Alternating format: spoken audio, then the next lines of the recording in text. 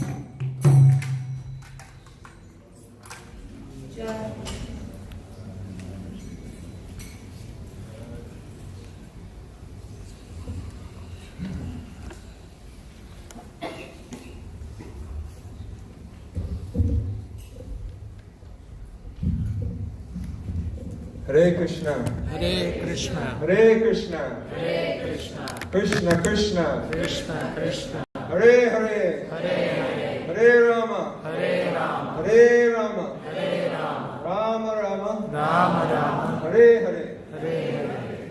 I'd like to welcome everybody this evening for coming out. It's a stormy Tuesday evening after Memorial Day. We're nice and safe. We have lots of shelter in here. Shelter of the Holy Name, shelter of Sadhu Sangha. So thank you for coming out this evening.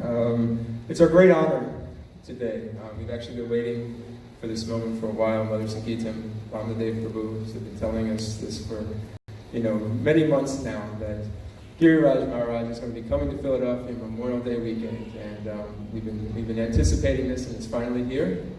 So it's a great honor for us to host you, Maharaj, and we thank you very much for taking the time to come here and spend time with us in Philadelphia.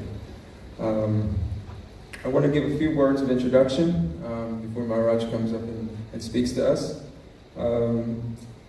Giriraj Swami is one of the most senior devotees in our movement, and his contributions really have been felt, throughout the movement in so many ways. And I don't have time to go through them all, but I wanted to highlight, some of them. Maharaj began his Krishna conscious journey in 1969 in Boston, where he met Srila Prabhupada. In the early days, specifically the early days of developing Krishna consciousness in India, Maharaj was very influential in his contributions to ISKCON Juhu and the Hare Krishna Land Project. In 1972, he was the temple president of ISKCON Juhu, as well as the Bhaktivedanta Book Trust trustee. The many notable projects that he worked on, I just picked out a few that many of you may know. Of such are the Bhaktivedanta Ashram in Govardhan. I don't know how many devotees have been to that ashram in Govardhan. Maharaj was a pioneer of that project. The Bhaktivedanta Hospice in Vrindavan, Maharaj spearheaded that project. The Women's Kirtan Ashram in Vrindavan, as well as the Vrindavan Institute for Palliative Care. Maharaj has a special focus on devotees as they're, as well as our Mother Sangeeta, as devotees as they're aging, making sure that they're being properly taken care of, and that they have this, transition toward the end of their life. Maharaj has also served in many zones as GBC within ISKCON, and he's a teacher. He's taught at the Vrindavan Institute for Higher Education, as well as put on many seminars, retreats. I had the great fortune of attending one of his japa retreats in New Vrindavan years back, and it was really a transformative time in my life, just having been able to spend time with you and hear your realizations and reflections on the holy name. And lastly, Maharaj is an author. He's authored many publications, as well as several books, which we have here tonight, and which will be available for you to purchase and Maharaj to sign after the program. I'll show them to you. Watering the Seed is one book. Many Moons is another book, and Life's Final Exam. So again, these books will be available after the program this evening. But with that, I want to invite Maharaj to come forward and to speak to us. So let's give him a warm welcome by raising our hands, chanting Hari Bol 3 enthusiastic times. Hari Bol! Hari Bol! Hari Bol! Giriraj Swami Maharaj ki.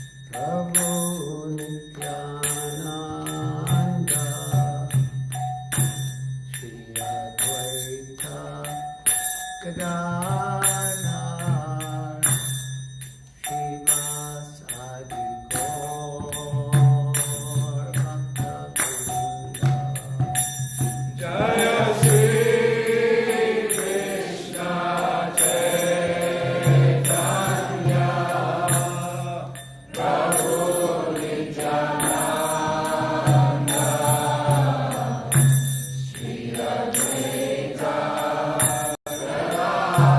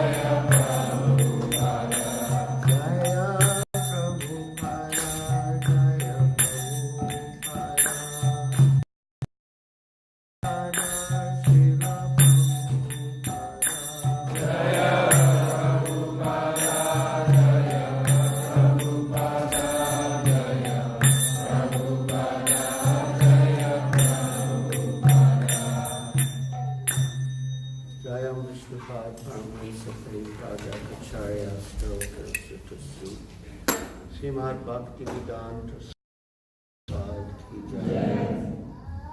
ISKCON founder Acharya Srila Prabhupada Ki Jai. Vedanta Saraswati Goswami Prabhupada Ki Jai. Ananta Koti Vaishnava Vrinda Ki Jai. Namacharya Srila Haridas Thakur Ki Jai. Har Srivas Adigor Bhakta Vrinda Giri Govardhan Ki Jai. Vrindavan Dham Ki Jai. Navadvip Dham Ki Jai. Jamuna Mai Ki Jai. Ganga Mai Ki Jai. Tulsi Devi Ki Jai. Bhakti Devi Ki Jai. Samveta Bhakta Vrinda Ki Jai. Nitai Gaur Premanande. All glories to the assembled devotees. All glories to the assembled devotees. All glories to the assembled devotees. All glories to Sri Guru and Sri Gauranga. All glories to Sri Prabhupada.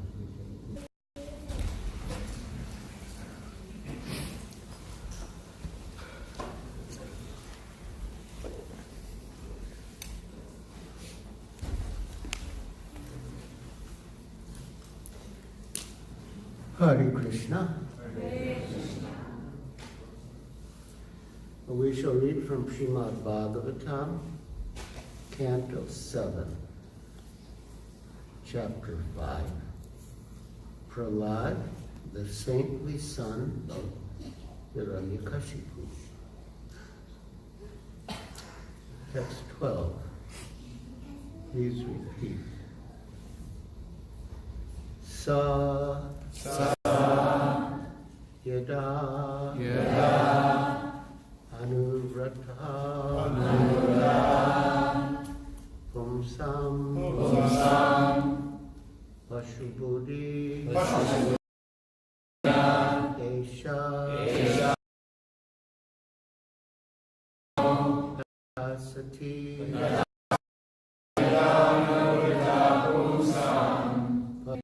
anya esha tatanya sati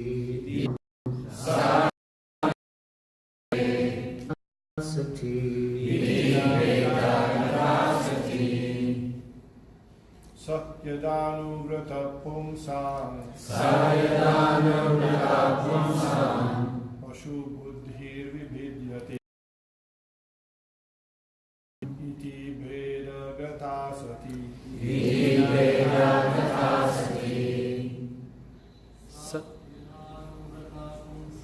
Sayadanurata pumsam Pashu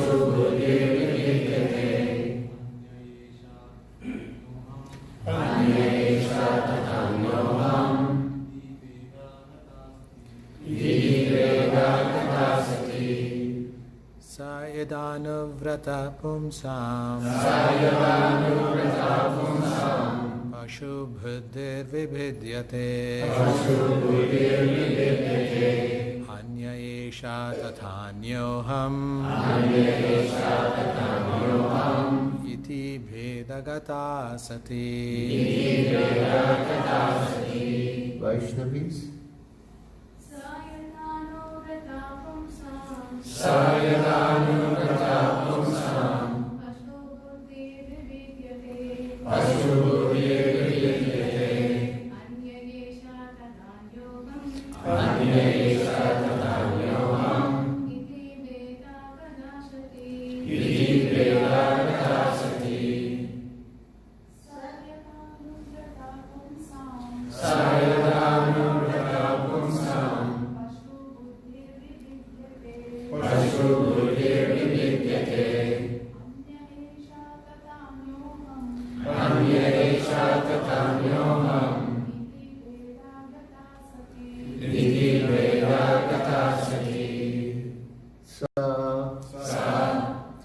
That Supreme Personality of Godhead. That Supreme Personality of Godhead. Yada. Yada. When. Anuvrata, Anuvrata, favorable or pleased. favorable or pleased. Pumsam, Pumsam, of the conditioned souls. of the conditioned souls. Pashubuddhi, Pashubuddhi, the animalistic conception of life. the animalistic conception of life.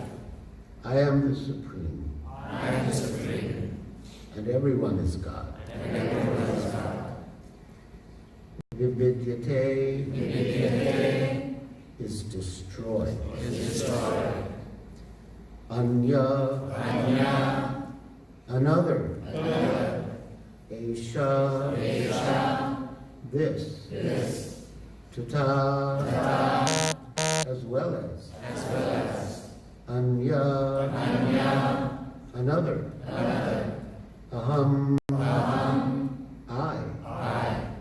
Iti, iti, thus. thus. Veda, Veda, distinction. distinction. Gata, Gata, having. having. Asati, Asati, which is disastrous. which is disastrous. Translation.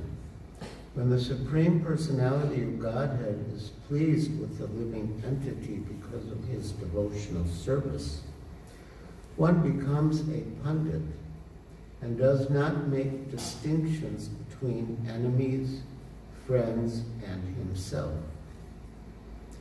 Intelligently, he then thinks every one of us is an eternal servant of God, and therefore we are not different from one another.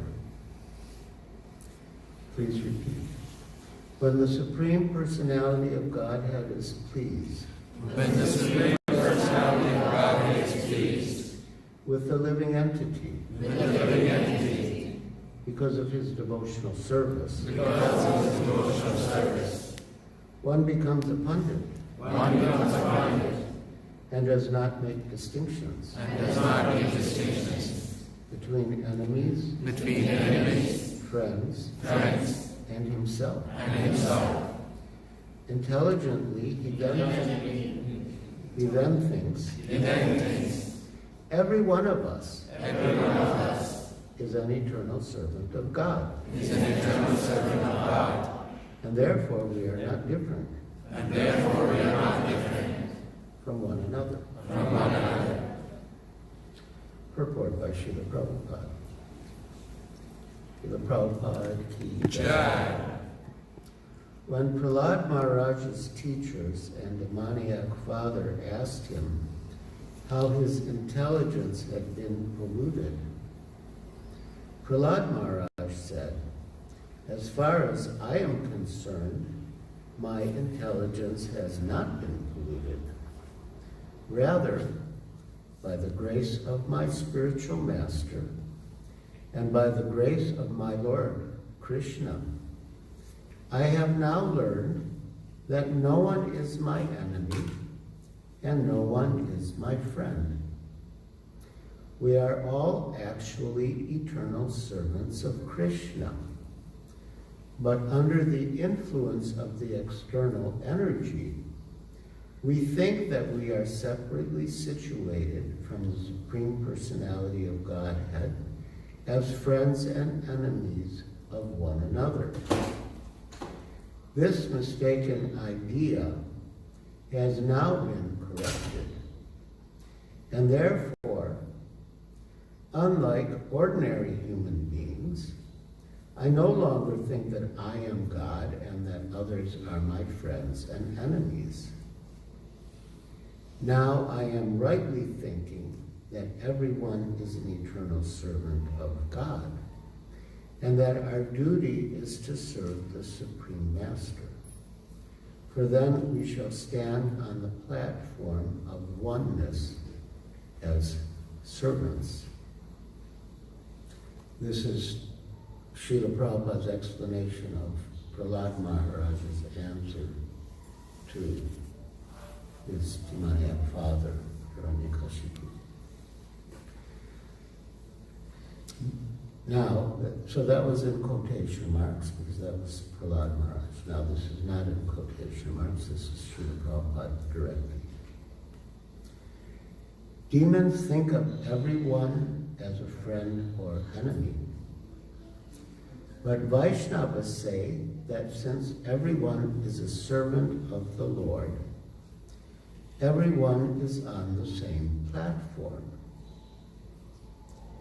Therefore, a Vaishnava treats other living entities neither as friends nor as enemies, but instead tries to spread Krishna consciousness, teaching everyone that we are all one as servants of the Supreme Lord, but are uselessly wasting our valuable lives by creating nations, communities, and other groups of friends and enemies.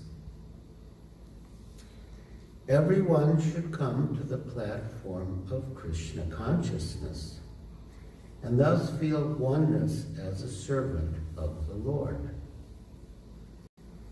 Although there are 8,400,000 species of life, a Vaishnava feels this oneness. The Ishopanishad advises ekatvan anupashyataha. A devotee should see the Supreme Personality of Godhead to be situated in everyone's heart, and he should see every living entity as an eternal servant of the Lord. This vision is called ekatvam, oneness. Although there is a relationship of master and servant, both master and servant are one because of their spiritual identity. This is also ekatvam. Thus, the conception of ekatvam for the Vaishnava is different from that of the Mayavadi. So, ekatvam means oneness, and the devotee feels oneness with other living entities because he sees that, like himself or herself, they are all eternal servants of Krishna. Jiver Swarapai Krishna Nityadas. The constitutional position of the living entity is that he is the eternal servant of Krishna. And therefore we are all one because we are all Krishna's servants. And we should feel that oneness, that kinship, that bond with each other. But the ekatvam also extends to oneness between the Lord and the devotee, because they are one in quality. They're both spiritual, although different in quantity. And this is the sublime philosophy of Sri Chaitanya Mahaprabhu, Achintya Ved Abhed Tattva. The word Ved is in this verse, meaning difference. So Achintya Ved Abhed Tattva means simultaneously, inconceivably, simultaneously one and different. They are one in quality, because they're both spiritual, but they're different in quantity. Srila Prabhupada said that the Supreme Lord is infinite and the living entities are infinitesimal, or we would say infinitesimal. So we're also one in quality, and we have to be one in quality with the Lord, otherwise we couldn't have a relationship with Him. We can only have a relationship with someone if there's some some oneness, some commonality. But that relationship is defined by the difference in quantity, because he's infinite and we're infinitesimal. So he's the master and we are the servants.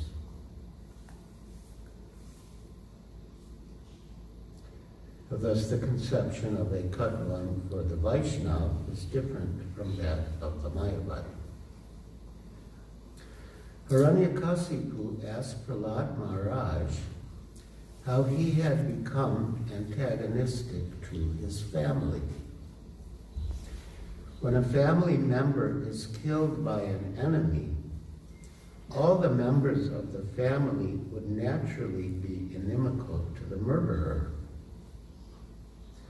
But Hiranyakasipu saw that Prahlad had become friendly with the murderer. Therefore, he asked, "Who has created this kind of intelligence in you? Have you developed this consciousness by yourself? Since you are a small boy, someone must have induced you to think this way." So Hiranyakashipu had a brother named Hiranyaksha, who had been killed by the Lord in the form of Varahadev. So, who is Vishnu, form of Vishnu.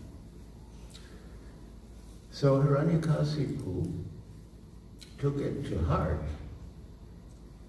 that this boy, Prahlad, his son, instead of siding with the family against Varahadev, who had killed Prahlad's uncle, he was siding with Vishnu. And by the logic, the friend of my enemy is my enemy, he had become an enemy of Hiranyakashipu and his dynasty or clan. So that was his calculation.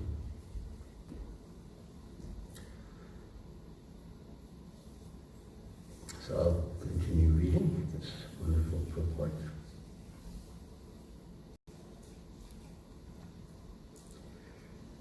Prahlad Maharaj wanted to reply that an attitude favorable toward Vishnu can develop only when the Lord is favorable.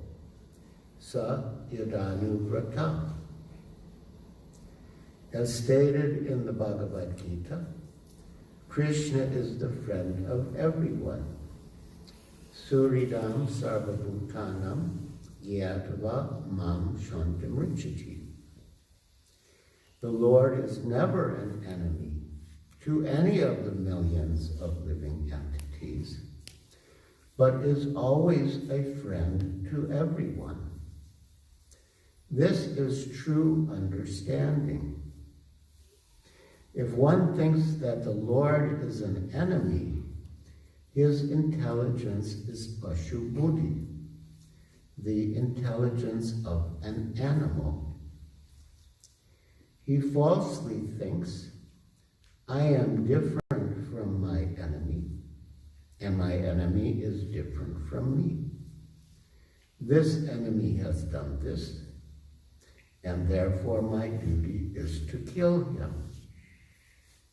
This misconception is described in this verse as Veda Gatasati. The actual fact is that everyone is a servant of the Lord, as confirmed in Chaitanya Charitamrita by Sri Chaitanya Mahaprabhu. Jivera Swarupaya Krishnera Nityadas. As servants of the Lord, we are one, and there can be no question of enemy enmity or friendship. If one actually understands that every one of us is a servant of the Lord, where is the question of enemy or friend? So, Srila Prabhupada is making 2 points here. One is that Krishna is the friend of every living entity, so how can any living entity be an enemy of Krishna?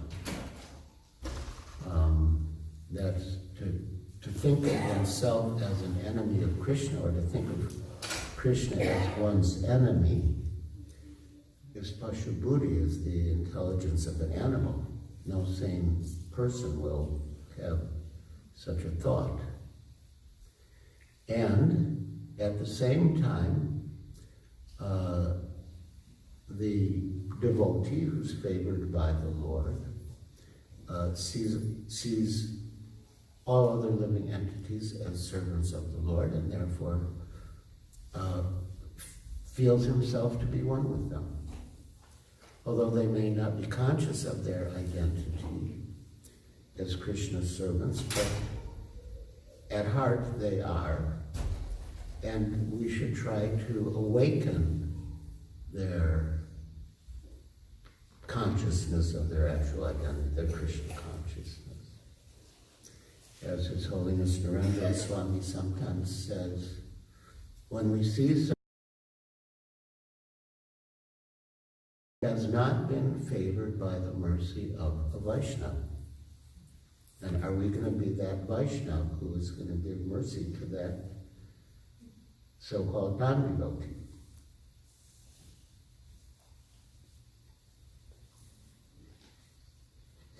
Everyone should be friendly for the service of the Lord. I love this sentence, so I'll read it again. Everyone should be friendly for the service of the Lord. Everyone should praise another's service to the Lord and not be proud of his own service. This is the way of Vaishnava thinking.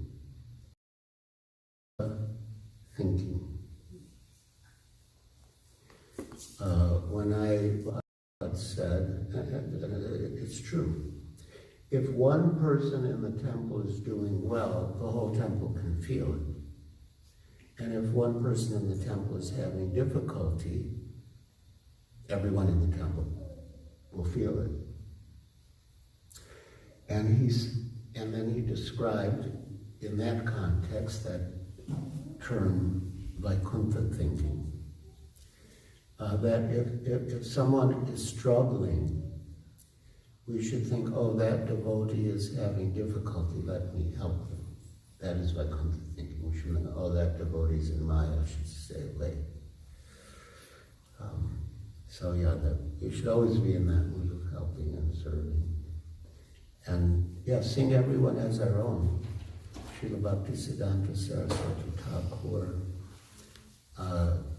made a nice statement about living in the mud. And basically he was saying that if a resident of the mud, but now, you know, in our development of the Krishna consciousness movement, many devotees don't live in the temple, but they're still connected with the temple. But Srila Bhaktisiddhanta Saraswati Thakur says that, you know, if someone is having difficulty, you should approach him like a brother and speak to him kind words and remind him of what the purpose of human life is. And, you know, advise him not to waste this opportunity, you know, not to miss this chance. So, yeah, we should really try to have that feeling that we're all family members. And just like if a family member is ailing in some way, we do whatever we can to help. So we should do that with each other.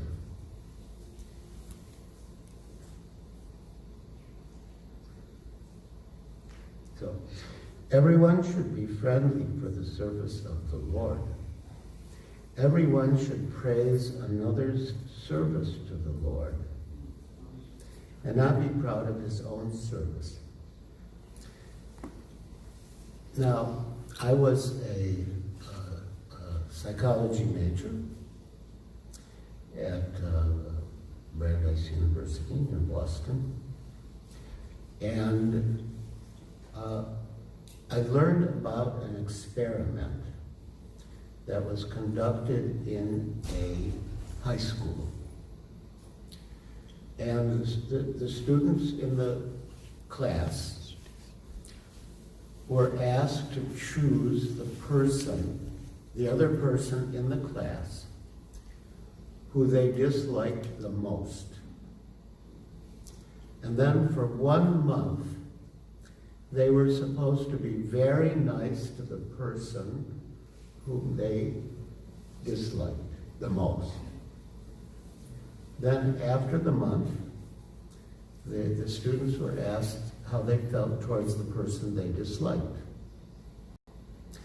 And every single one of them said they now liked the person who they disliked.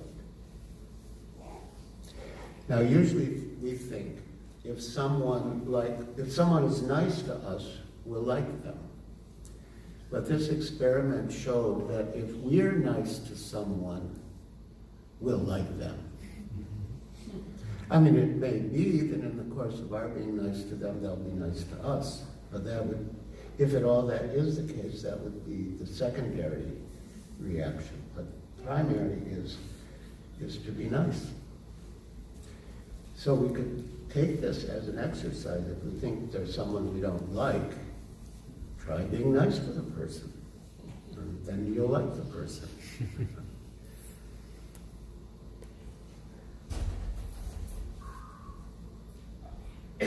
So, everyone should be friendly for the service of the Lord. Everyone should praise another's service to the Lord and not be proud of his own service. That pride makes one think, yeah, I'm better than others. Their service isn't really that good. My service is good. But we should praise their service. This is the way of Vaishnava thinking, Vaikuntha thinking. There may be rivalries and apparent competition between servants in performing service. But in the Vaikuntha planets, the service of another servant is appreciated, not condemned. This is Vaikuntha competition. So Srila Prabhupada explained the difference between, you could say, transcendental competition and mundane competition. That in transcendental competition, one acknowledges the service of the other and appreciates it. But still, one thinks, oh, that devotee is serving so nicely. Let me serve like that devotee even more, even better. Whereas in mundane competition or envy, one doesn't appreciate the service of the other. But one tries to put oneself up by putting the other person down. Whereas in the transcendental competition, one keeps the other person up, but wants to go even higher, not to be better than the other person, but to please Krishna more.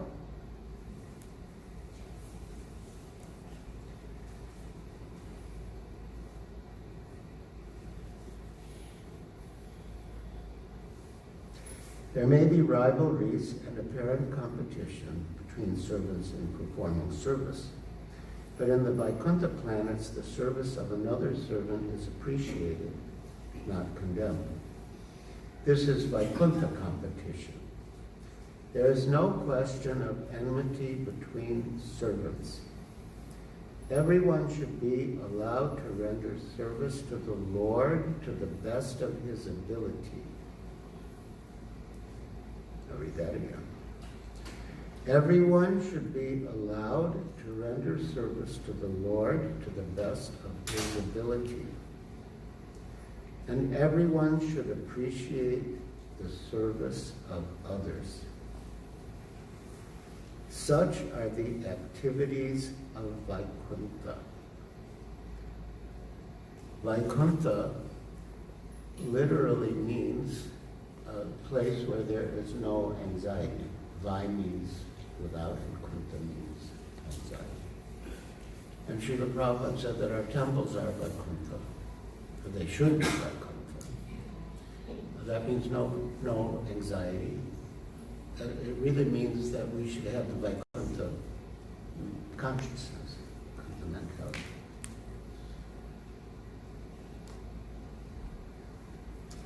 Such are the activities of Vaikuntha. Since everyone is a servant, everyone is on the same platform and is allowed to serve the Lord according to his ability.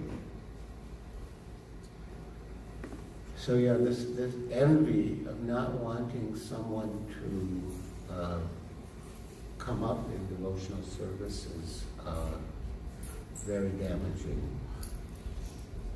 Not just to the person who's the object of the envy, but maybe even more so to the person who's exhibiting the envy.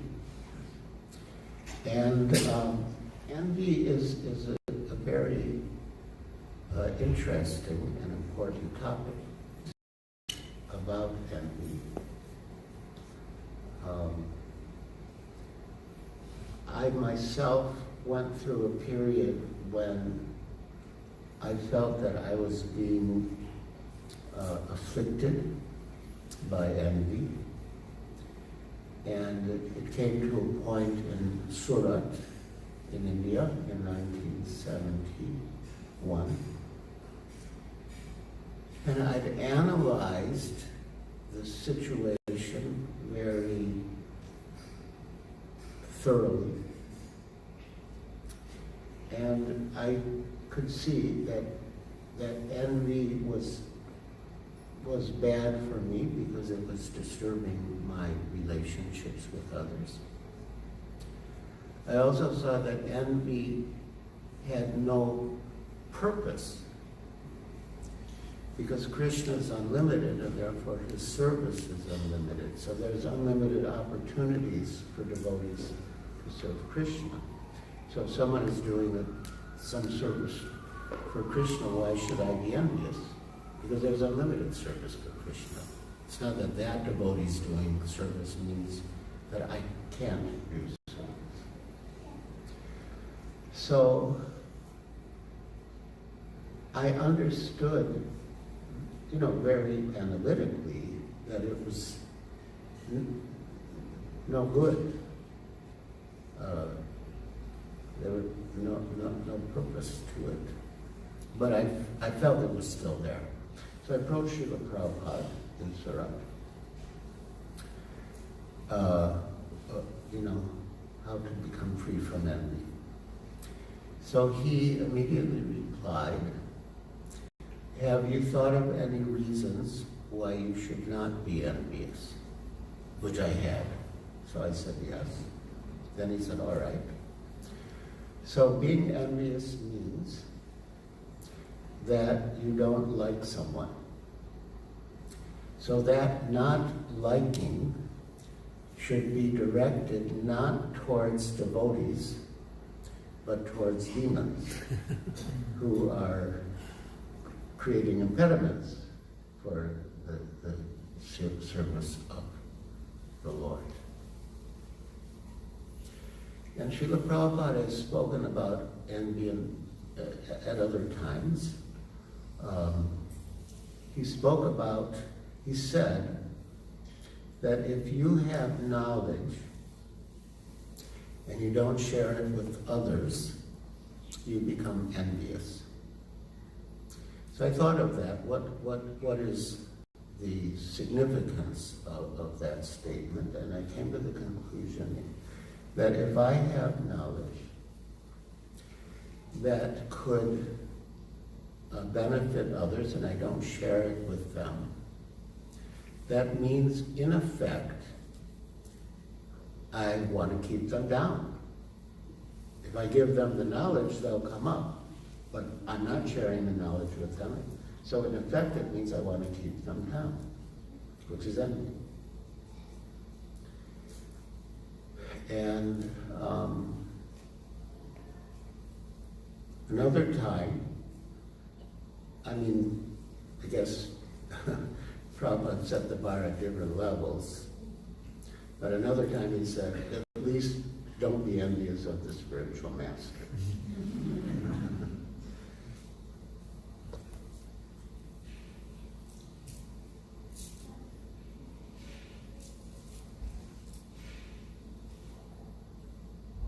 So, such are the activities of Vaikuntha. Since everyone is a servant, everyone is on the same platform, and is allowed to serve the Lord according to his ability. As confirmed in the Bhagavad Gita 15:15, Sarvasya chaham kritisani visto matasmrita jnanam apohanam cha. The Lord is situated in everyone's heart, giving dictation according to the attitude of the servant. However, the Lord gives different dictation to the non-devotees and devotees. The non-devotees challenge the authority of the Supreme Lord, and therefore the Lord dictates in such a way that the non-devotees forget the Lord's service, life after life, and are punished by the laws of nature. So, as the super soul, the Lord is neutral, and he helps the living entity fulfill his desire, whatever his desire is. If the living entity's desire is to forget the Lord will help him. He'll give him so many reasons to deny him and to enter more and more into forgetfulness. And if someone wants to remember the Lord, then the Lord is pleased, and he gives the devotee all intelligence how to remember him.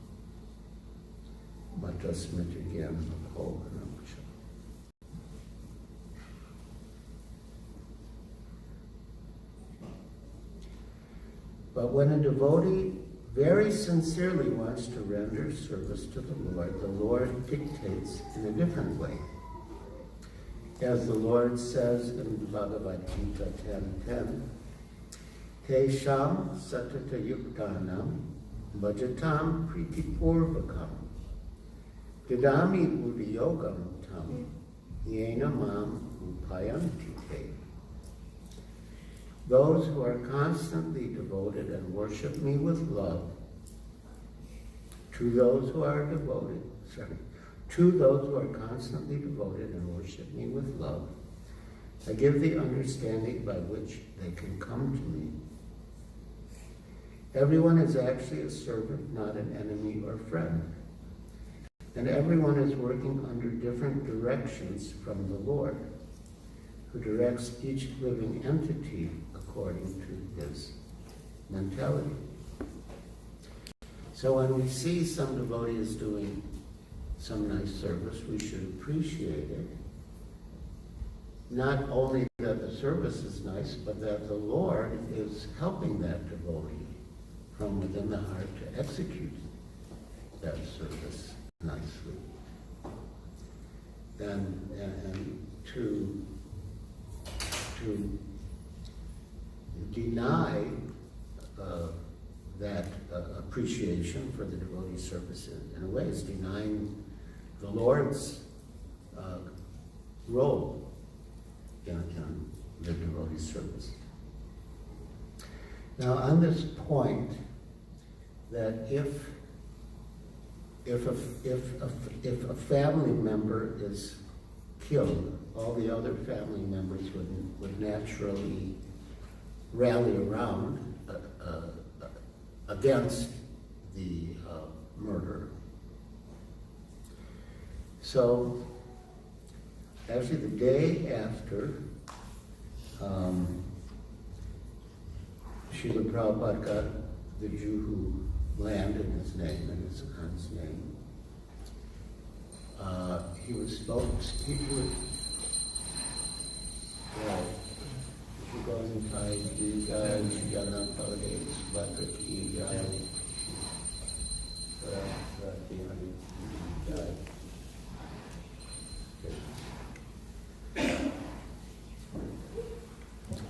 So he was speaking with a devotee named Mahamsa, who was from a Parsi family. His family was quite well-to-do, like mine.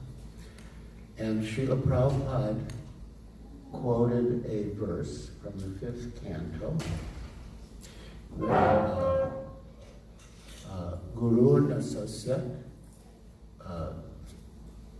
Pita Nasasya, Sajaniya Sasya, and that no one should become a mother, a father, a husband, a guru, unless he can deliver his dependent from the repetition of birth and death. And Srila Prabhupada said that the converse also held, which is that if you can't deliver your dependent from the cycle of birth and death, you're not a real guru, you're not a real father, you're not a real mother, you're not a real husband. And therefore one is not bound to obey that so-called mother, father, guru, or husband. And he gave several examples for a guru, so-called guru. The guru of Bali Maharaj was Shukracharya. And when Bali Maharaj wanted to surrender everything to Vishnu, Shukracharya advised him not to. And Bali Maharaj disobeyed that order. So ordinarily, it's a great offense to disobey the order of the spiritual master. But in this case, Shukracharya was not a real spiritual master because he wasn't acting in a way that would deliver Bali Maharaj from the repetition of birth and death. So there was no fault in his disobeying his guru, so-called. And actually, as Srila Prabhupada says, he became a Mahajan because he disobeyed his so-called guru. Then the wife is supposed to obey the husband. But when Krishna and Balaram and their cowherd boyfriends were in the forest and were hungry, and they refused. So then Krishna and Balaram said, well, okay, don't worry about them. You can approach their wives. They're our devotees. So they went to the wives, and the Brahmins forbade to Krishna and Balaram. And that was not a fault, because their husbands were not real husbands, because they were not acting in such a way as to deliver them from the cycle of birth and death. And to protect the father when the father is attacked. But when Hiranyakashipu was attacked by Lord Nrsimhadev, then Srila Prabhupada addressed Mahamsa and me personally and said, you have joined this movement,